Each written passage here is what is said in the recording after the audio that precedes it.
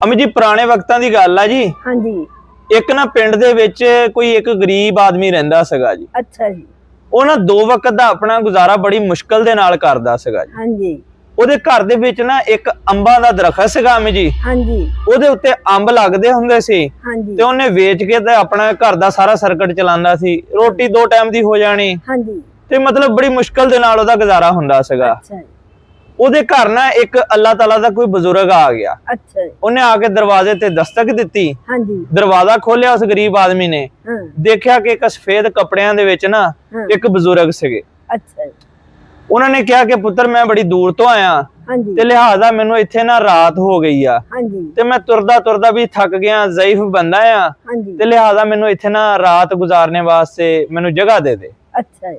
ਉਹ ਗਰੀਬ ਆਦਮੀ ਨੇ ਕਿਹਾ ਚਲੋ ਅੱਲਾਹ ਤਾਲਾ ਦਾ ਕੋਈ ਨੇਕ ਬਜ਼ੁਰਗ ਲੱਗਦਾ ਆ ਹਾਂਜੀ। ਤੇ ਕੀ ਪਤਾ ਅੱਲਾਹ ਤਾਲਾ ਮੇਰੇ ਤੇ ਰਾਜ਼ੀ ਹੋ ਜਾਵੇ। ਹਾਂਜੀ। ਤੇ ਬਜ਼ੁਰਗਾਂ ਨੇ ਵੈਸੇ ਵੀ ਅਹਿਸਾਸ ਕਰਨਾ ਚਾਹੀਦਾ। ਹਾਂਜੀ। ਉਹਨੇ ਕਿਹਾ ਬਾਬਾ ਜੀ ਆਓ 100 ਬਿਸਮਿਲ੍ਲਾ। ਹਾਂਜੀ। ਗਰੀਬ ਆਦਮੀ ਹੈ, ਜਿੱਦਾਂ ਦਾ ਖਾਣਾ ਉਦਾਂ ਦਾ ਤੁਸੀਂ ਮੇਰੇ ਨਾਲ ਖਾ ਲਿਓ। ਹਾਂਜੀ।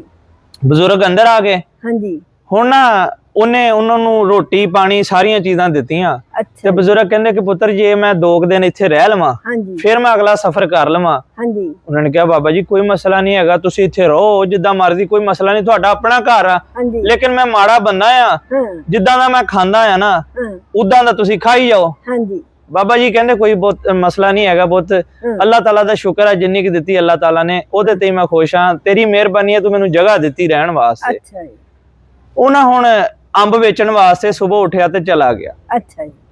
ਜਦੋਂ ਵਾਪਸ ਆਇਆ ਫਿਰ ਬਾਬਾ ਜੀ ਨੂੰ ਰੋਟੀ ਬਣਾ ਕੇ ਦਿੱਤੀ। ਬਾਬਾ ਜੀ ਨੇ ਰੋਟੀ ਖਾਧੀ। ਹਾਂਜੀ। ਬਾਬਾ ਜੀ ਉਸ ਆਦਮੀ ਨੂੰ ਕਹਿੰਦੇ ਕਿ ਪੁੱਤਰ ਗੱਲ ਸੁਣ, ਇਹ ਤੇ ਤੂੰ ਕੋਈ ਹੋਰ ਕੰਮ ਨਹੀਂ ਕਰਦਾ? ਉਹਨੇ ਕਿਹਾ ਨਹੀਂ ਬਾਬਾ ਜੀ ਹੋਰ ਕੋਈ ਕੰਮ ਨਹੀਂ ਕਰਦਾ। ਉਹਨੇ ਕਿਹਾ ਤੇਰਾ ਸਾਰਾ ਦਾਰੋਮਦਾਰ ਇਸ ਅੰਬ ਤੇ ਹੀ ਆ?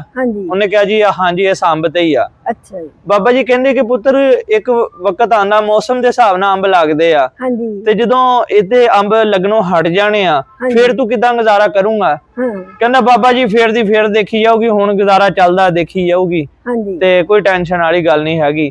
ਤੇ ਉਹ ਚੁੱਪ ਕਰ ਜਾਂਦੇ ਬਾਬਾ ਜੀ ਨਾ। ਉਹ ਕਹਿੰਦੇ ਕਿ ਇਸ ਚੀਜ਼ ਉਹ ਬਾਬਾ ਜੀ ਸਮਝਾਉਣਾ ਚਾਹ ਰਹੇ ਸੀਗੇ ਕਿ ਇਸ ਤੋਂ ਇਲਾਵਾ ਵੀ ਕੋਈ ਕੰਮ ਕਰਨਾ, ਹੋਰ ਵੀ ਕੋਈ ਕੰਮ ਕਰ। ਉਹ ਦੂਸਰੇ ਦਿਨ ਫਿਰ ਆਪਣੇ ਕੰਮ ਤੇ ਚਲਾ ਜਾਂਦਾ। ਜਦੋਂ ਕੰਮ ਤੋਂ ਵਾਪਸ ਆਂਦਾ ਨਾ ਅਮੀ ਜੀ, ਆ ਕੇ ਕੀ ਦੇਖਦਾ ਕਿ ਉਹ ਜਿਹੜਾ ਅੰਬਾਂ ਦਾ ਦਰਖਤ ਸੀ ਉਹ ਕਿਸੇ ਨੇ ਵੱਢ ਦਿੱਤਾ। ਚਲੋ ਜੀ। ਜਦੋਂ ਦੇਖਦਾ ਕਿ ਇੱਥੇ ਤਾਂ ਬਜ਼ੁਰਗ ਵੀ ਮੈਂ ਛੱਡ ਕੇ ਗਿਆ ਸੀਗਾ, ਬਜ਼ੁਰਗਾਂ ਨੂੰ ਦੇਖਦਾ ਬਜ਼ੁਰਗ ਉੱਥੇ ਹੈ ਨਹੀਂ। ਆਂਢ ਗੁਆਂਢ ਲੋਕਾਂ ਤੋਂ ਪੁੱਛਦਾ, ਉਹ ਕਹਿੰਦੇ ਜੀ ਇਦਾਂ ਇਦਾਂ ਕਰਕੇ ਅਸੀਂ ਬਜ਼ੁਰਗਾਂ ਨੂੰ ਇੱਕ ਕੁਹਾੜੀ ਲਈ ਜਾਂਦੇ ਅੰਦਰ ਨੂੰ ਦੇਖਿਆ ਤੇ ਜਦੋਂ ਅਸੀਂ ਜਾ ਕੇ ਦੇਖਿਆ ਬਾਬਾ ਜੀ ਦਰਖਤ ਵੱਢ ਰਹੇ ਸੀਗੇ। ਅਸੀਂ ਜਾ ਕੇ ਰੋਕਿਆ ਤੇ ਬਾਬਾ ਜੀ ਨੇ ਉਨੀ ਦੇਰ ਨੂੰ ਦਰਖਤ ਵੱਢ ਦਿੱਤਾ ਸੀਗਾ। ਤੇ ਬਾਬਾ ਜੀ ਹੁਣ ਸਿਆਣੇ ਬਜ਼ੁਰਗ ਸੀ, ਕਹਿ ਕੀ ਸਕਦੇ ਸੀ, ਉਹ ਉੱਠ ਕੇ ਤੇ ਚਲੇ ਗਏ। ਉਹ ਬੜਾ ਰੋਇਆ ਗਰੀਬ ਆਦਮੀ ਕਿ ਓਹੋ ਮੇਰਾ ਤੇ ਇਹੀ ਰੋਜ਼ੀ ਰੋਟੀ ਸੀਗੀ, ਮੈਂ ਅੰਬ ਵੇਚਦਾ ਸੀ ਤੇ ਆਪਣਾ ਨਿਜ਼ਾਮ ਚਲਾਉਂਦਾ ਸੀਗਾ। ਬੜਾ ਰੋਇਆ, ਬੜਾ ਪਰੇਸ਼ਾਨ ਹੋਇਆ। ਬਾਬਾ ਜੀ ਚਲੇ ਗਏ। ਅਮੀ ਕੋਈ 3-4 ਸਾਲ ਗੁਜ਼ਰੇ ਤੇ ਉਹੀ ਬਜ਼ੁਰਗ ਨਾ ਉਸ ਇਲਾਕੇ 'ਚ ਫਿਰ ਵਾਪਸ ਆ ਗਏ। ਜਾ ਕੇ ਦੇਖਿਆ ਜਿੱਥੇ ਉਹ ਘਰ ਸੀਗਾ ਨਾ ਉੱਥੇ ਬਜ਼ੁਰਗਾਂ ਨੇ ਉੱਥੇ ਅਮੀ ਇੱਕ ਮਹਿਲ ਬਣਿਆ ਹੋਇਆ, ਚੁਬਾਰੇ ਬਣੇ ਹੋਏ ਤੇ ਬੜਾ ਉੱਥੇ ਆਲੀਸ਼ਾਨ ਮਹਿਲ ਬਣਿਆ ਹੋਇਆ। ਵਾਹ ਜੀ ਵਾਹ। ਉਹ ਬਾਬਾ ਜੀ ਨੇ ਨਾ ਉਸ ਦਰਵਾਜ਼ੇ ਤੇ ਦਸਤਕ ਦਿੱਤੀ। ਮੁਲਾਜ਼ਮ ਆਇਆ। ਉਹਨੇ ਕਿਹਾ ਹਾਂਜੀ ਬਾਬਾ ਜੀ ਕਿਹਨੂੰ ਮਿਲਣਾ? ਉਹਨੇ ਕਿਹਾ ਜੀ ਮੈਂ ਇਸ ਘਰ ਦੇ ਮਾਲਕ ਨੂੰ ਮਿਲਣਾ, ਇਸ ਘਰ ਦੇ ਮਾਲਕ ਨੂੰ ਬੁਲਵਾਓ। ਉਹ ਗਏ, ਉਹਨਾਂ ਨੇ ਕਿਹਾ ਜੀ ਜਾ ਕੇ ਤੁਹਾਨੂੰ ਇੱਕ ਕੋਈ ਬਜ਼ੁਰਗ ਮਿਲਣ ਆ ਰਹੇ ਆ। ਉਹ ਬੰਦਾ ਬਾਹਰ ਨਿਕਲਿਆ। ਬਾਹਰ ਨਿਕਲਦੇ ਸਾਰੇ ਬਾਬਾ ਜੀ ਕਹਿੰਦੇ, ਬਜ਼ੁਰਗ ਕਹਿੰਦੇ ਕਿ ਪੁੱਤਰ ਮੈਨੂੰ ਪਛਾਣਿਆ? ਕਹਿੰਦਾ ਜੀ ਤੁਹਾਨੂੰ ਮੈਂ ਕਿੱਦਾਂ ਭੁੱਲ ਸਕਦਾ, ਤੁਸੀਂ ਉਹੀ ਬਜ਼ੁਰਗ ਹੋ ਜਿਨ੍ਹਾਂ ਨੇ ਮੇਰੀ ਰੋਜ਼ੀ ਰੋਟੀ ਬਰਬਾਦ ਕਰਤੀ ਸੀ। ਮੇਰਾ ਅੰਬਾਂ ਦਾ ਦਰਖਤ ਸੀ ਜਿਹਨੂੰ ਮੈਂ ਵੇਚ ਕੇ ਗੁਜ਼ਾਰਾ ਕਰਦਾ ਸੀ, ਉਹੀ ਵੇਚ ਕੇ ਮੈਂ ਤੁਹਾਨੂੰ ਰੋਟੀ ਖਿਲਾਉਂਦਾ ਸੀ। ਤੁਸੀਂ ਉਹੀ ਵੱਢ ਕੇ ਚਲੇ ਗਏ ਸੀਗੇ ਤੇ ਮੈਂ ਤੁਹਾਨੂੰ ਕਿੱਦਾਂ ਭੁੱਲ ਸਕਦਾ? ਦੇਖ ਲਾ ਬਜ਼ੁਰਗੋ, ਤੁਸੀਂ ਤਾਂ ਮੇਰੀ ਰੋਜ਼ੀ ਰੋਟੀ ਨੂੰ ਬਰਬਾਦ ਕੀਤਾ ਸੀ। ਅੱਜ ਦੇਖੋ ਮੈਂ ਮਹਿਲਾਂ ਦਾ ਮਾਲਕ ਆ, ਮੇਰੇ ਕੋਲ ਕਰੋੜਾਂ ਰੁਪਈਆ, ਮੇਰੇ ਕੋਲ ਬੜੀ ਦੌਲਤ ਆ। ਤੇ ਬਾਬਾ ਜੀ ਨੇ ਸਿਰ ਤੇ ਹੱਥ ਰੱਖਿਆ, ਕਹਿੰਦੇ ਪੁੱਤਰ ਉਹ ਮੈਂ ਦਰਖਤ ਵੱਢਿਆ ਵੀ ਇਸੇ ਵਾਸਤੇ ਸੀਗਾ ਕਿ ਪੁੱਤ ਤੂੰ ਉਸੇ ਤੇ ਨਾ ਰਹਿ, ਕੋਈ ਹੋਰ ਵੀ ਕੰਮ ਕਰ। ਤੇ ਗੱਲ ਇਹ ਆ ਕਿ ਜਿਹੜਾ ਤੁਸੀਂ ਕੰਮ ਕਰਦੇ ਹੋ ਨਾ ਉਹਦੇ ਨਾਲ ਨਾਲ ਹਮੇਸ਼ਾ ਦੂਸਰੇ ਪਾਸੇ ਵੀ ਹੱਥ ਮਾਰਿਆ ਕਰੋ। ਮੈਂ ਨਾ ਵੱਢਦਾ ਤੇ ਤੂੰ ਇਹਨੂੰ ਹੀ ਲੱਗਾ ਰਹਿਣਾ ਸੀ। ਤੇ ਹਮੇਸ਼ਾ ਕੋਸ਼ਿਸ਼ ਕਰਦੇ ਰਿਹਾ ਕਰੋ ਕਿ ਅਸੀਂ ਬਿਹਤਰੀ ਦੀ ਤਰਫ ਜਾਣਾ। ਅੱਲਾਹ ਪਾਕ ਤੁਹਾਨੂੰ ਕਾਮਯਾਬੀ ਜ਼ਰੂਰ ਦੇਗਾ। ਜਿੰਨੇ ਕਿ ਹੈਗੇ ਆ ਨਾ उन्ने च राजी रहो, अल्लाह ताला दा शुक्र अदा करो, लेकिन कोशिश करो अपना इस तो अगे वधन दी। ये ना क्या करो नहीं असी नहीं कामयाब हो सकते, साडा ते बस यही काम असी यही करना।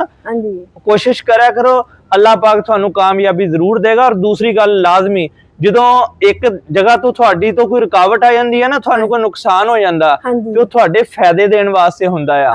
ਕਦੀ ਵੀ ਇਹ ਨਾ ਸੋਚਿਆ ਕਰੋ ਹੋ ਸਾਡਾ ਤਾਂ ਨੁਕਸਾਨ ਹੋ ਗਿਆ, ਇਹੀ ਸਾਡੀ ਰੋਜ਼ੀ ਰੋਟੀ ਦਾ ਜ਼ਰੀਆ ਸੀ। ਅੱਲਾਹ ਤਾਲਾ ਜਦੋਂ ਇੱਕ ਦਰ ਬੰਦ ਕਰਦਾ ਤੇ 100 ਦਰ ਖੋਲਦਾ ਆ।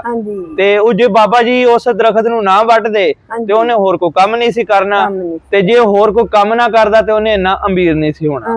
ਤੇ ਲਿਹਾਜ਼ਾ ਸਾਡੀ ਵੀਡੀਓ ਅੱਛੀ ਲੱਗੀ ਤੇ ਇਹਨੂੰ ਲਾਈਕ ਕਮੈਂਟ ਸ਼ੇਅਰ ਜ਼ਰੂਰ ਕਰਿਓ, ਔਰ ਇਦਾਂ ਦੀਆਂ ਵੀਡੀਓ ਦੇਖਣ ਵਾਸਤੇ ਸਾਨੂੰ ਫੋਲੋ ਜ਼ਰੂਰ ਕਰਿਓ। ਦੁਆਵਾਂ 'ਚ ਯਾਦ ਰੱਖਿਓ। ਅੱਲਾਹ ਹਾਫਿਜ਼। ਵਾਹ ਜੀ ਵਾਹ।